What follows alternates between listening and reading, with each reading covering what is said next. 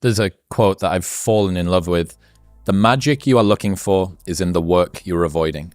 Do you ever think about the weird shit that you do when you're procrastinating from the thing you're supposed to do? Yeah. Like, I have an essay or an email to write that I don't want to write, or I need to reply to someone and it's an awkward conversation or something like that. And guess what? Now my cupboard sources are perfectly aligned. Yeah. Like, you will find the most inventive ways to not do the thing. I fell in love with an essay by Strangest Loop, and it is a list of things that are not doing the thing. So here is a list of things that are not doing the thing. Preparing to do the thing isn't doing the thing. Scheduling time to do the thing isn't doing the thing. Making a to-do list for the thing isn't doing the thing. Telling people you're going to do the thing isn't doing the thing. Messaging friends who may or may not be doing the thing isn't doing the thing. Writing a banger tweet about how you're going to do the thing isn't doing the thing. Hating on yourself for not doing the thing isn't doing the thing. Hating on other people who have done the thing isn't doing the thing. Hating on the obstacles in the way of you doing the thing isn't doing the thing. Fantasizing about all of the adoration you'll receive once you do the thing isn't doing the thing. The only thing that is doing the thing is doing the thing. And I love this insight that you can dress it up however you want. The work just needs doing. And you can fluff it and you can change it and you can talk about compounding. But ultimately it comes down to sitting at the desk and answering the email, opening the Word document, recording the podcast. And one of the things that I've found is a really great hack for me, I would have no success as a YouTuber that I've had being a podcaster, because I work well when I have someone else in front of me. Like, I would clean my room at home if mum came and sat and like just watch or talk to me, right? Because I just didn't want to fucking do something that sucked on my own. Being a YouTuber and staring down the lens, hi guys, welcome back to the channel. Today we're going to fucking do whatever we're going to do. I really, really struggle with that. Sitting down with someone else in front of me, that makes it easy. So there are ways that doing the thing can become more easy, but ultimately the work just needs doing. Steven Pinker's idea of the curse of knowledge, that when you start to learn things you can't understand, that other people don't know it, and you also lose the learner's mind in some regard, which is you're not, like you said about you come into this room and there's a million bits of information that you could be focusing on, but you're not focusing on those, you're focusing on the ones that matter. And I think that when you start to kid yourself that you know what you're talking about, you're no longer quite as open to these new ideas. Mark Manson put this quote up a few months ago and I've not been able to stop thinking about it. The most important question to ask is, what pain do you want in your life? What are you willing to struggle for? Anything worthwhile is going to require some degree of pain and struggle.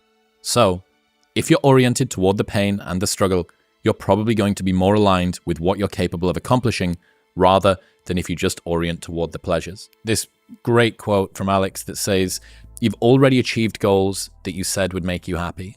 Yeah. And that encapsulation of the hedonic treadmill in a single tweet, I think, is so interesting. So his business partner, Charlie Munger, says the first rule of compounding is never interrupt it unnecessarily. Yeah. So this is the other side, right? You must sweat the small stuff, but when you are sweating the small stuff, stop fucking about with it, right? Are you on a path? It's the same for me. Like, a lot of the questions and stuff that we've had over the last year is like, what are you going to do next? What are you going to change? What's the next project? A big part of me is like, everything is so vertical, like line go up and to right, which I know that you know the feeling of. I really don't want to touch too much. This doesn't mean that we're not looking at different ideas. You've got this is a different way of shooting things. It's in a much smaller room. We're actually trying some different angles. We're shooting on different cameras, blah, blah, blah. But it's not a massive change, right? The first rule of compounding is never interrupt it unnecessarily. There's a story from Sam Harris that I love, which kind of takes this from the business marketing into the personal development space. And he says, after you finished a workout, CrossFit or Brazilian Jiu-Jitsu or intervals or whatever, and you're laid on the floor, panting, making a sweat angel, you've got the taste of metal in the back of your throat and you're hot and the vision's blurry, everything, right?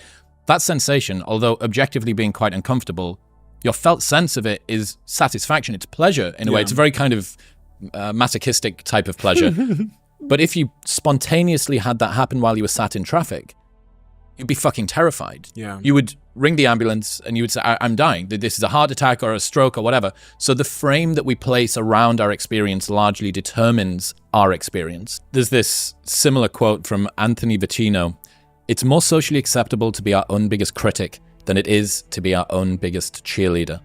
And I really, coming from a British background, I rail against this sort of zero-sum crabs in a bucket, tall poppy syndrome mentality.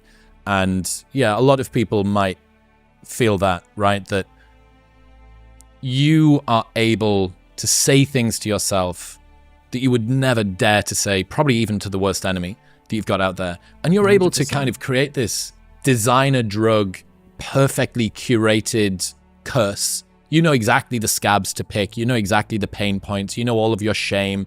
And you're able to point at it 1,000 times a day and remind yourself of it. And it's so strange. It's more socially acceptable to be our own biggest critic than it is to be our own biggest cheerleader. I wish that wasn't the case. The person you have to spend the most time listening to in your life is yourself. Try not to lose their respect. And self-respect and self-esteem, I think, largely comes from having faith in your own word. So if you were to treat yourself like a friend you are responsible for helping, which is Peterson's advice, right? Let's say that every time you invited a friend out for lunch, they turned up late or didn't turn up at all, they didn't text back, they just kept not holding to their word. After a while, you wouldn't believe in them, you wouldn't be friends with them, and you'd stop inviting them out to lunch. You are that friend to yourself. How on earth do you think that you're going to be able to move mountains and get out of that relationship that you don't like and move countries or change career when you can't not hit snooze, even though last night you promised yourself that you weren't going to hit snooze? And it's how people that are able to do extraordinary things have been able to get there. That they've just started off unbelievably small, right? I'm just not going to hit the snooze button. I'm just not going to use my phone before 9 a.m., right? Controlling your thoughts is unbelievably difficult and requires a lot of meditation and maybe psychedelics. Controlling your actions is relatively easy, especially stuff like don't pick your phone up before you've gone for a walk. Just try that in the morning. Sunlight before screen light, as Huberman says. How you do anything is how you do everything is a lovely quote and a lovely idea. But it piles an awful lot of pressure on you, right? And it's very easy, especially as we said, it's more socially acceptable to be our own biggest critic than our own biggest, complimentary. Given that, if you mess up a little bit, that can quite quickly spiral. Chris said that I shouldn't check my phone before I go for a walk in the morning. Therefore, it means that I might not as well go to the gym, and I might as well break my alcohol streak, and all of these other things. Yeah. Finding this balance of being robust enough and delicate enough with yourself to say, okay, I know that you tried. Well, let's get back on the horse again tomorrow. Right? It's a delicate balance, right? Holding yourself to high standards whilst also being sufficiently supportive, right? There are people that have imposter syndrome, which I call imposter adaptation, which is your imposter syndrome persists despite the fact that you've disproven it at this very thing. It would be like every single time that you did a podcast, you being adamant it was going to be terrible and you were going to fluff your words and shit yourself and say something racist, right? It would be like, everything's going to go wrong, despite the fact that you've got 300, 400 fucking bits of proof that that's not the case. Mm-hmm. But imposter syndrome should show up in someone who's healthily moving forward into new areas that they haven't been in before. Like, imposter syndrome largely is a very realistic assessment of, wow, I have no proof that I can do the thing that I'm trying to do.